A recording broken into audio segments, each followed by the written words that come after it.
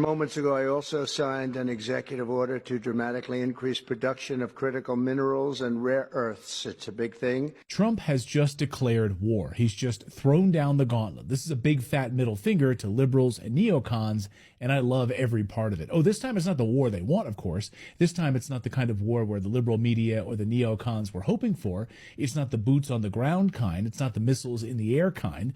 It's not the people dying kind, which is something they love. It's not their fantasy of a hot war with China. No, this is a different kind of war, one that actually benefits America this time. So we'll get into all of this breaking news here in a second. But first, Donald Trump is officially invoking wartime powers to undo decades of economic sabotage inflicted by the Clinton-Biden globalist machine. He's declaring war on the resource collapse in the United States, the total gutting of American industry, the outsourcing of our critical minerals, the handover of our energy security to the Chinese Communist Party. And oh, by the way, Trump is pissed. Trump has seen these numbers and he is pissed. How the hell did Clinton, Obama, and Biden screw over the United States to the degree that they did? Heck, I'm pissed. Every American should be pissed. This isn't some symbolic executive order. Trump is using the full weight of the presidency to launch a total economic offensive against China's grip on the global mineral supply chain and to expose the traders at home who allowed it all to happen. These traders outsourced America and got rich off of it. So just to bring you up to speed, Friday afternoon, Trump signed a sweeping new executive order that I think is one of the biggest of his presidency so far. It's titled, quote, "Immediate Measures to Increase American Mineral Production." But it's not just a memo, it's a wartime mobilization. Yes, we are at war, a direct invocation of the Defense Production Act, the same set of emergency powers used in World War II to transform the U.S. economy. Remember, during World War II, entire production facilities were transformed to start producing tanks and weapons and bullets to fight Japan and the Nazis.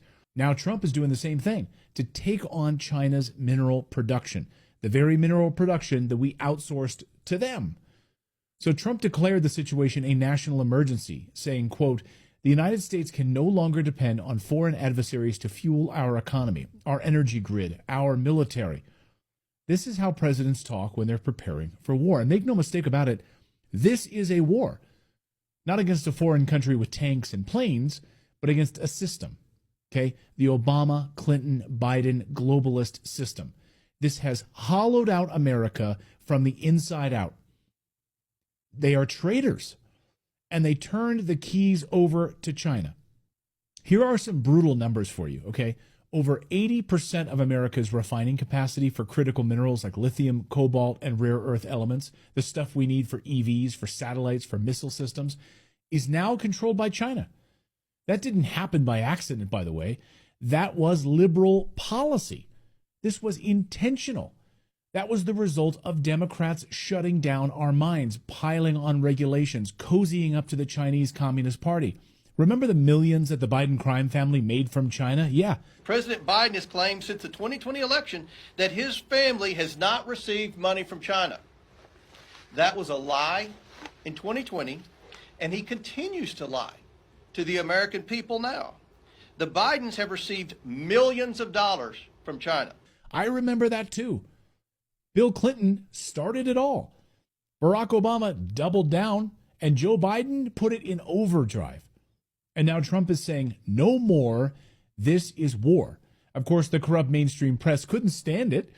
Instead of reporting the biggest energy independence push in modern history, bringing America First energy policy back to the United States, no, the shitty New York Times literally fabricated a story about the Pentagon leaking secret war plans against China with Elon Musk and satellites. What? You can't make this up. Yes, saying that Trump is planning to go to war against China and Elon Musk was given the tip-off about the whole thing. Trump didn't waste a second. He went live from the Oval Office and he destroyed the New York Times. But if you read what's out of the New York Times, it's such a dishonest newspaper. It's such garbage. It's, it used to be called all the news that's fit to print. Well, it's all the news that's not fit to print. But this was a made-up story by the New York Times. I call it the failing. It's a failing newspaper. It's failing. And they shouldn't do that. They really are the enemy of the people. But the media doesn't want peace. They don't want supply chains. They don't even want solutions. They want conflict, the kind that they can sell. Now, you'll recall on Meet the Press with Chuck Todd, that little doofus, NBC actually ran a full tabletop simulation of the United States going to war with China in the next few years. They gleefully used maps and generals and scenarios, getting all ready for war, like preparing the American people. Today, we have a unique and special episode. This is a war game that takes a look at how the United States might react if China were to invade Taiwan. And we wanted to know more about these war games. What do they look like? How do they unfold? What would it take to win, especially in this moment we're in and what's happening in Ukraine? So to find out, we worked with the Gaming Lab at the Center for a New American Security, CNAS. This is a think tank that specializes in national security. CNAS convened two teams to fight it out here in our Washington studio. The blue team, a group of defense experts, and the red team, China experts. Can you imagine? NBC is preparing us? Who asked for that? Liberals did. Liberals and neocons planned that. That's why the media, who's in cahoots with all of them, got together and put together this little tabletop exercise. Yeah, we're going to war with China. Basically priming the American public for another manufactured war, just like Iraq, just like Afghanistan, only this time with nukes and hypersonic missiles, and the United States wouldn't survive.